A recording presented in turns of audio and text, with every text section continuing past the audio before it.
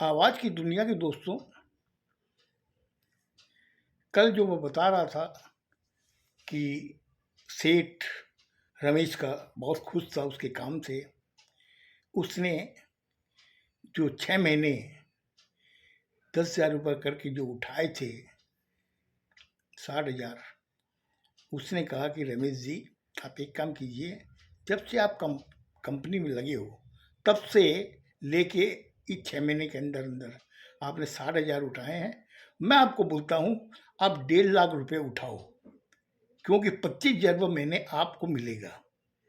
6 महीने के बाद में 7वें महीने की जो सैलरी लोगे आप 40,000 रुपये के हिसाब से लोगे। मैं बहुत गदगद हुआ। मैंने कहा कि ये मालिक ऐसा है जो मिडिल मैन की समस्या को समझता है। ठीक है, आज ये करोड़पति हो गया, लेकिन मिडिल मैन की क्या समस्याएं होती है ये जानता है।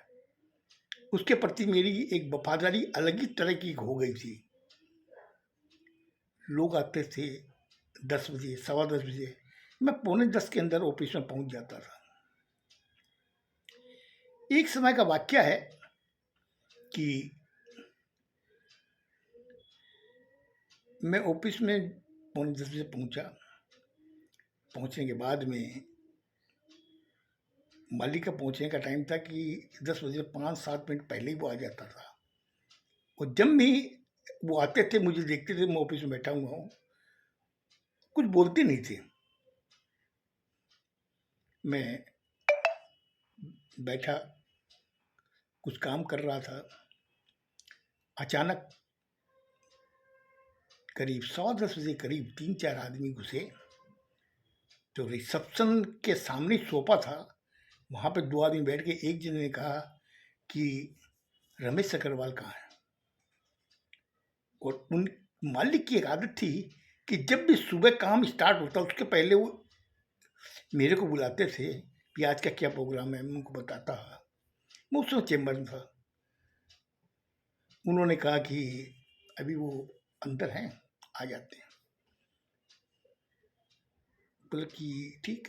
वो बाहर बैठा रहा, तब तक मैं चेम्बर से निकला। उन्होंने मुझे देखा, उस आदमी ने, उसने कहा कि ओ रमेश जी, आइए आइए, मुझे आपसे बात करनी है। तो सामने एक टेबल और कुर्सी खाली थी। मैंने कहा चल बैठिए। यहाँ बोले यहाँ नहीं, आप अपनी सीट पे चलिए। इतना कहना था कि मेरा माथा ठनका। मैंने कहा वो मेरी सीट को पहचानता है और मैं इन्हें नहीं पहचानता, कौन है ये। मैंने कहा ठीक है चलिए। वहाँ जाके बैठा। बैठते ही उसने मुझे कहा कि आपको कुछ भी बोलने की जरूरत नहीं है।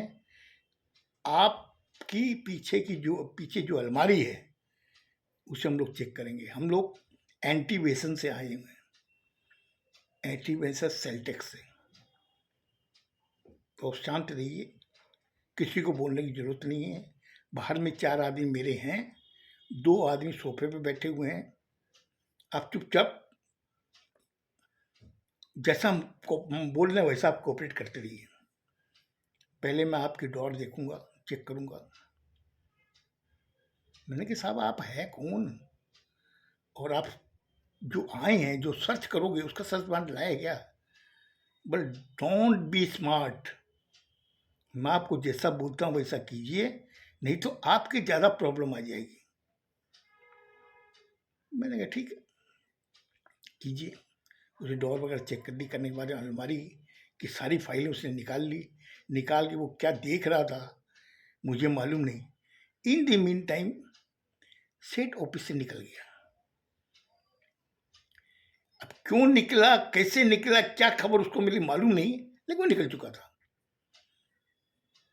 फिर उसने कहा कि रमेश जी, मैं आपके मालिक से मिलना चाहता हूँ।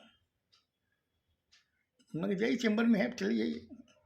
जब चेम्बर में जाने लगा तो रिसेप्शन ने कहा कि बॉस तो निकल गए। बोले कितनी देर, बोले अभी तो 3 मिनट हुए हैं। वो 3 मिनट हो गए, निकल गए। अच्छा ठीक है। इतनी देर में 5-7 आदमी जो बाहर थे वो भी आ गए अंदर।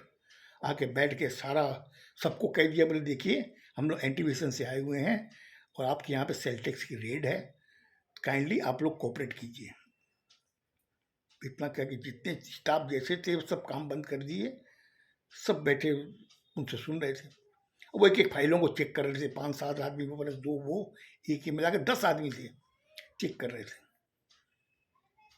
मैंने कहा देखिए जी, जो आप कर रहे हो करो, मुझे कोई असुविधा नहीं है, लेकिन बात ये है कि मैं एक बार बाहर जाना चाहता हूँ। बोले ना बाहर हम नहीं जा सकते। तो क्या बात है, क्यों जाओगे? मैंने कहा यूरिन पास करने के लिए तो जा सकता हूँ। बोले ठीक है। अरे तपन, इनके साथ जाओ, यूरिनल में जाएंगे, वहाँ दिखना। मैं यूरिन पास करके वापस ऑफिस में आ गया। फिर मुझे कहा कि देखिए, अब मुझे जो मालूम है आप बाहर क्यों गए थे। आप अपने घर में फ़ोन करने गए थे, लेकिन मैं आपको बता दूँ, आपके घर के बाहर भी, मकान के बाहर में एक जीप खड़ी है जिसमें 4 आदमी हैं। और आपको बता दूँ कि आपकी बच्ची इस जगह पढ़ती है। आप ठीक 9:15 बजे घर से निकलते हो, ऑफिस आते हो, और आपकी गाड़ी का नंबर ये है, इस जगह आप पार्क करते हो। तो जैसे-जैसे वो बोल रहा था, वैसे-वैसे मेरा अंदर से हिम्मत टूट रही थी। हमने कहा ये आदमी इतना मेरे को स्टडी कर रखा है। खैर फिर भी मैंने उनको दर्शाया नहीं कि मेरी अंदर से हिम्मत टूट रही है। मैंने कहा साहब, आप क्या करना चाहते हो? बोले सब खाते को मैं सीज करूँगा, जितने फाइलें वगैरह हैं। हमने कर लीजिए, अगर आपको जो भी करना कीजिए। ये करते-करते हमने कहा कि देखिए साहब, मेरे शाम को 7 बजे मेरे पिताजी, मेरी मम्मी जाएँगी बाहर, उनकी एक टिकट मेरे पास है, मुझे जाके वहाँ देना पड़ेगा। बोला टिकट कैंसिल करवा दीजिए, मैं आपको यहाँ से रिलीज नहीं करूँगा जब तक ये फाइल सीज जो करके बक्से में ले जाकर बांध, बक्से में डाल करके जब तक हम लोग नहीं ले जाएंगे, तब तक यहाँ से रिलीज नहीं होंगे। हमने कहा उनका प्रोग्राम बना हुआ, उनकी सामान मगर पैकिंग है। बोला मैं कुछ नहीं कर सकता, मेरे पास में ऊपर से ऑर्डर है। आप ज़्यादा बोले कि छटपटार करने की चेष्टा न करें। ठीक है, मैंने कहा मैं एक फ़ोन तो कर सकता हूँ, आपके सामने ही करूँगा। मैंने लैंडलाइन से घर में अपने लैंडलाइन पे फ़ोन किया। मैंने कहा कि पिताजी, आज आपकी टिकट कैंसिल करा दीजिए, 1-2 दिन बाद में मैं आपको भेजूँगा, अभी थोड़ी-सी प्रॉब्लम है। उन्होंने कहा ठीक है बेटा, कोई बात नहीं है। इतना कहीं उनके सामने मैंने फ़ोन रख दिया, वो भी सैटिस्फाइड हो गए कि इसके अलावा इन्होंने कोई बात नहीं की। बोला आपके घर में अगर कोई फाइल वगैरह है, तो आप इधर-उधर सरकाने की चेष्टा न करें। मैं कहा साहब, मेरे ऑफिस घर में कोई फाइल ही नहीं है, आप क्या सोच रहे हो? अरे हम लोग बिजनेसमैन हैं, हम लोग डकैत नहीं। जिस हिसाब से आप कर रहे हो ना ये व्यवहार, ये अच्छा नहीं है। बोले ठीक है, काम कीजिए, 2 बक्सा मंगाइए। हमने एक स्टाफ को भेजा, हमने टीन के 2 बक्सा ले आओ, उसमें सारे उन्होंने फाइल सीज किए, रखे, सीजर लिस्ट बनाई। उसमें उन्होंने कहा क्या इस पर आप साइन कीजिए। हमने कहा पहले आप लोग साइन कीजिए। उन्होंने साइन किए, फिर मैंने साइन किया। हमने अब मुझे बताइए, आप तो सब हो गया, अब मुझे कल कितने बजे पहुंचना है सेल टैक्स, और किसके पास जाना है?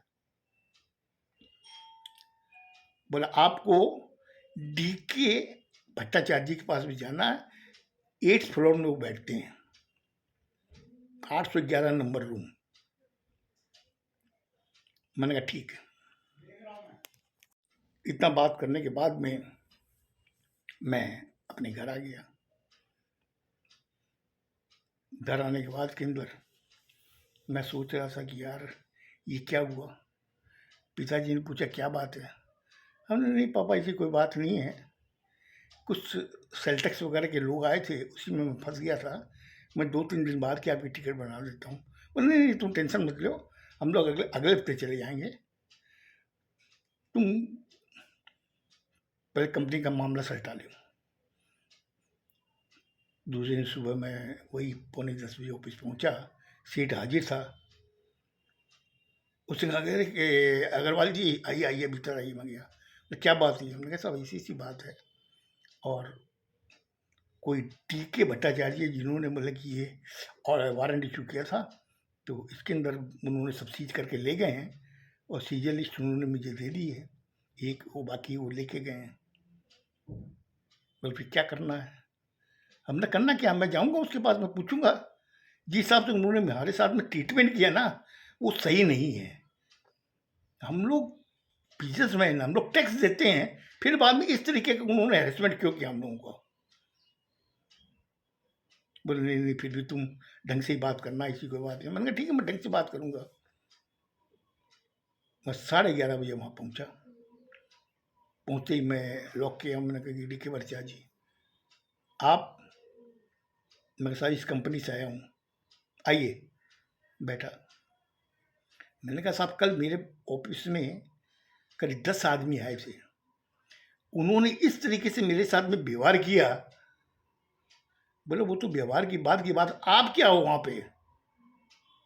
मेरा नाम रमेश अग्रवाल है और मैं वहाँ पर बैंक देखता हूँ, कैश देखता हूँ और परचेज सेल की बिल वगैरह जो है वही मैं देखता हूँ। इसका मतलब कंपनी के मालिक के राइट हैंड आप हो। हमने जो कुछ भी समझ लीजिए। अब बोलिए क्या बात है? हमने उन्होंने जिस हिसाब से हमारे साथ ट्रीटमेंट किया है, हमारे समझ में नहीं बात है। हम लोग का चोर डकैत है क्या? जिस हिसाब से उन्होंने मतलब कि किया है कि ये मत कीजिए, वो मत कीजिए, आप बाहर मत जाइए। हमने क्या था ये सब? बोले नहीं, नहीं मिस्टर अग्रवाल, ऐसी बात नहीं है। हम लोग क्या करते हैं कि स्टार्टिंग में हम लोग को इस तरीके से एक्शन होता है ताकि मोरली आप लोगों को डाउन करने के लिए। ठीक है, एक काम कीजिए, कुछ वो सीजन लिस्ट लेके आए हैं, तो उस फाइल को स्टडी करने के बाद में आपको बता देंगे। आप उसकी क्वेरीज बता, जवाब दे दीजिए क्वेरीज का। हमने ओके कब बोला, आपके पास भी बाई पोस्ट पहुंच जाएगा और बेटर होगा कि आप अगले हफ्ते में आइएगा, मैं बता दूंगा। आप उसकी जो क्वेरीज होगी वो क्लियर कर दीजिए, कोई प्रॉब्लम नहीं है। हमने कहा ठीक है। मैं तो सुन करके वापस आ गया। आने के बाद में मैंने सेठ से इंतजार कर रहा था। सेठ ने कहा क्या हुआ? हमने कहा इस तरीके की बातें हुई है। बोले यार मामला तो गड़बड़ है। हमने कहा मामला गड़बड़ है नहीं है, वो बाद की बात है। लेकिन जिस हिसाब से उन्होंने कहा उस हिसाब से मैंने उनसे पूछा। उन्होंने कहा नहीं, मोरली हम लोगों को एक बार स्टार्टिंग में ऐसा एक्शन लेना पड़ता है, या जैसे भी दे के सल्टाओ। हमने सल्टाने की बात तो बहुत बार की है। खैर देखता हूँ मैं क्या उसकी क्वेरी है। नेक्स्ट वीक में बुलाया मुझे, उनकी क्वेरी होगी उसके हिसाब से हम लोग आपस में बात करके तो उसका जवाब देंगे। तो मैं बाहर आके बैठ गया। बैठने के बाद में मेरे अचानक क्या जाने क्या दिमाग में आई। हमने कहा यहाँ पे काफ़ी साल मैंने काम कर लिया है, अब ये गुलामी की ज़िंदगी मुझे अच्छी नहीं लग रही है। क्योंकि मुनाफा कमाए सेठ, चोरी करे सेठ, इज्जत हमारी जा रही है। आज वो जिस हिसाब से उन्होंने उस दिन ट्रीट किया, मेरे हट पे लग गई थी वो चीज़ कि इज्जत हम लोग की जाती है। आज मेरे पिताजी का टिकट बनी हुई थी, नहीं जा पाए,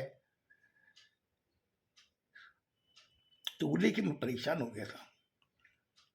मैंने कहा ठीक है, देखते हैं क्या होगा। ये सोच करके मैं थोड़ा पैसा लगा। हालांकि उस कंपनी में मैंने एक चीज़ मार्क की, रुपए की कोई कमी नहीं थी।